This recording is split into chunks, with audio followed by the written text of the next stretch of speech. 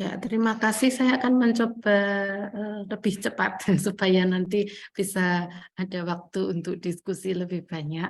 Jadi kalau tadi sudah dibicarakan tentang pembelajaran pada mahasiswa, mungkin sekarang ini calon-calon dosennya itu bagaimana gitu ya.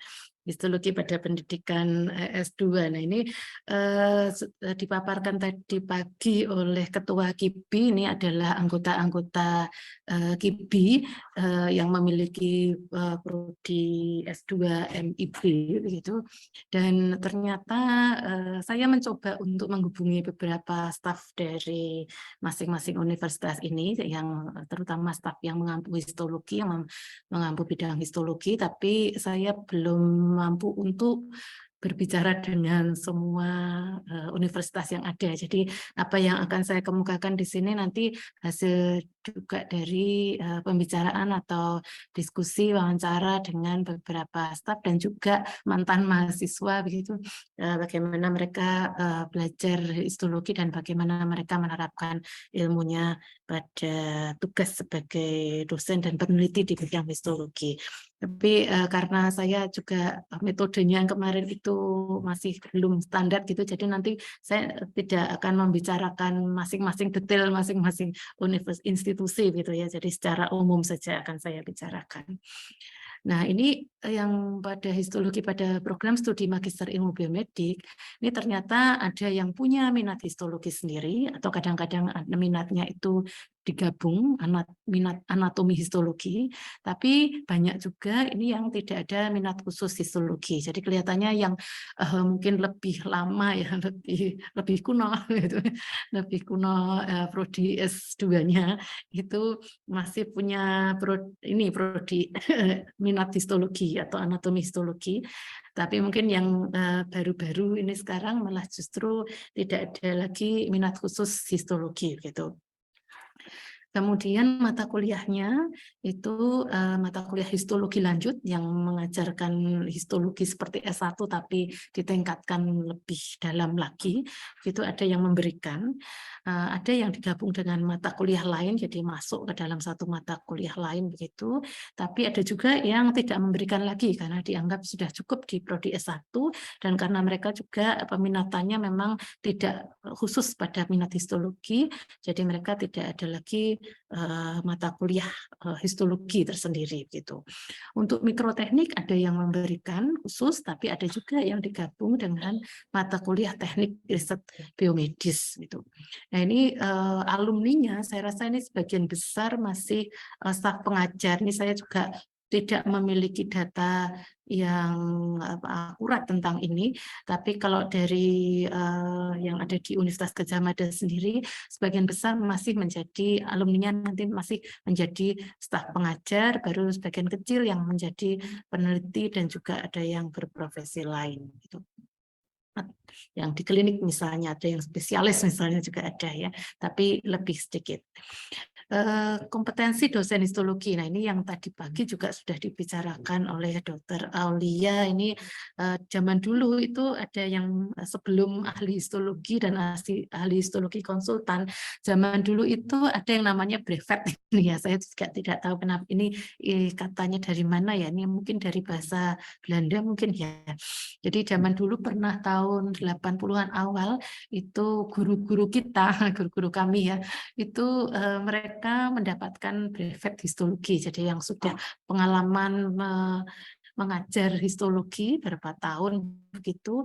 Saya mencoba bertanya pada Profesor Mas Setiawan yang pernah mendapatkan brevet tersebut, apa yang dilakukan oleh beliau untuk menjadi syarat mendapatkan brevet ini, tapi beliau juga sudah agak lupa. Kelihatannya juga tidak ada ujian khusus, tapi ada beberapa persyaratan, misalnya menulis, malah justru melakukan penelitian begitu yang disyaratkan untuk mendapatkan brevet ini. Jadi mungkin malah tidak semata ke pendidikan ya. Kemudian juga ini ahli histologi dan ahli histologi konsultan, ini mungkin hampir setara dengan itu ya Dokter Aulia ya. Saya sendiri mungkin tidak mengajar ke sana, jadi saya tidak pernah mengajukan untuk menjadi ahli histologi, jadi saya bukan ahli histologi ini ya. Ini jadi kemudian tadi juga sudah dibicarakan tidak dilanjutkan lagi program ini karena memang harus ada kerjasama dengan program studi gitu ya. Jadi memang saya rasa memang ketika ada gelar itu memang sebaiknya memang ada satu program pendidikan yang lebih jelas gitu ya. Ya, tapi ini bisa kita diskusikan nanti. Kemudian sejalan dengan itu tahun 80-an itu mulai ini ditingkatkan lagi pendidikan S2 di bidang ilmu kedokteran dasar, waktu itu namanya demikian, dan antara lain juga dibuat minat-minat histologi tadi. Kemudian sekarang berganti nama S2-nya dengan Magister Ilmu Biomedik ya. Tetapi seperti tadi dosen-dosen histologi ada juga yang mengambil di minat histologi, tapi juga ada yang di program studi yang lain atau minat lain di MIB. Ini termasuk saya juga bukan lulusan ilmu kedokteran dasar ini. Ya, ini mungkin perlu ditanyakan apakah cukup mampu untuk menjadi dosen histologi. Nah, ini yang tadi juga sudah dibicarakan Dr. Aulia, ini mungkin bisa membantu para sejawat kita mungkin yang baru untuk mulai mengajar histologi dengan adanya buku standar ini, walaupun di sini mungkin masih sangat sederhana, hanya daftar struktur yang harus bisa dipahami atau diajarkan pada mahasiswa S1 begitu ya. Nah, kemudian berikutnya ini catatan saya yang lain adalah, nah ini tadi dosen muda histologi, bagaimana caranya mereka kemudian mampu menjadi dosen gitu ya. Nah ini di S2 dulu IKD dan sekarang MIB di tempat kami itu sebenarnya memiliki minat yang namanya masih ada histologinya, yaitu histologi dan biologi sel. Tetapi zaman dulu malah kami ya tahun 2000-an awal itu malah kami melakukan revisi kurikulum. Waktu itu kami malah justru tidak memberikan lagi mata kuliah histologi lanjut seperti itu. Nah, kemudian tahun berapa, saya agak lupa tepatnya, tapi akhir-akhir ini kami kemudian memberikan mata kuliah histologi lanjut, karena kemudian ketika kami lihat ada manfaatnya gitu ya, untuk beberapa mahasiswa yang nantinya akan menjadi dosen. Jadi kalau kami bertanya pada beberapa mahasiswa, ada yang mengatakan memang adanya mata kuliah histologi lanjut ini bermanfaat, ya, tetapi ada juga yang dulu tidak pernah mendapatkan mata kuliah histologi lanjut ini, tentunya harus belajar sendiri ya, sama seperti saya juga dulu waktu awal-awal saya juga tidak pernah mendapatkan mata kuliah seperti ini. Kita ya harus belajar sendiri ya, ditugaskan apa ya, kemudian cari tahu sendiri dan kemudian juga berdiskusi dengan senior gitu. Jadi bisa belajar sendiri tadi. Nah, ini yang mungkin apakah kita perlu jaminan mutu, apakah kita perlu sertifikasi seperti itu. Kalau mungkin dengan adanya berbagai macam sertifikasi yang berjalan sekarang ini dan kita sudah sangat pusing dengan itu, saya rasa mungkin ini kalau tidak bukan menjadi prioritas kita ya. Tetapi mungkin bagaimana caranya kita bisa memberikan kesempatan pada dosen-dosen, apalagi kalau pada institusi yang baru-baru mungkin mereka masih belum ada seniornya begitu. Nah, itu yang mungkin perlu kita rangkul untuk bisa bersama-sama meningkatkan kemampuan dalam perencanaan mengajar, pembuatan soal ini juga yang tidak mudah ya, dan teknologi informasi yang tadi sudah dipaparkan oleh Dr. Ati ya. Dan ini nanti juga kendalanya masing-masing institusi memilih jalan kurikulum yang mungkin tidak sama persis satu sama lain, dan tadi ada integrasi topik seperti integrasi praktikum yang sudah dipaparkan Dr. Aulia, dan juga integrasi kuliah yang nantinya juga tidak harus ada variasi atau strategi yang berbeda ketika kita mengajar histologi yang diintegrasikan dengan topik dari departemen yang lain tadi. Nah, kemudian ini saya anukan dari iklan yang ada di internet saja. Ini adalah iklan yang mencari calon dosen histologi gitu. Dan ternyata ya hampir sama lah dengan yang di tempat kita ya. S2 di bidang yang ada bau histologinya itu ya, di bidang histologi. Kemudian ya berpengalaman, ini malah dikatakan harus punya pengalaman. Untuk kita mungkin beberapa malah tidak punya pengalaman, tidak apa-apa ya, tapi nanti bisa nah ini mendapatkan pengalaman-pengalaman dan pelatihan-pelatihan lanjutan gitu.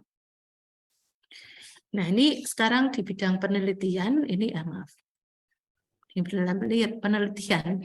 Nah ini ternyata walaupun histologi merupakan ilmu yang mungkin sudah lama sekali ya, mikroskopnya sudah lama sekali, tapi ternyata kan publikasi di bidang histologi murni itu juga masih ada ya. Jadi misalnya tipe-tipe sel yang baru, karakterisasi sel dan jaringan yang berbeda itu yang mungkin belum pernah dijabarkan di buku-buku teks itu masih bermunculan gitu ya. Jadi sebenarnya penelitian-penelitian di bidang histologi seperti ini masih ada lahannya, itu masih ada. Tapi untuk di negara kita kelihatannya penelitian-penelitian semacam ini masih menjadi suatu hal yang sangat ya masih jarang sekali ya, masih sulit sekali terutama untuk dilakukan dengan berbagai kendala, misalnya keterampilan laboratorium itu sendiri, ketersediaan alat dan bahan, dan juga terutama pendanaan yang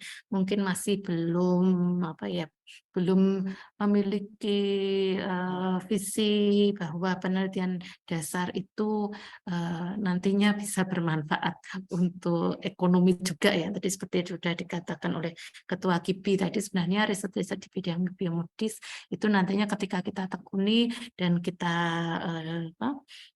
jalani dengan baik, nantinya bisa kemudian menjadi dasar pada pengembangan-pengembangan bahan dan juga alat-alat secara mandiri.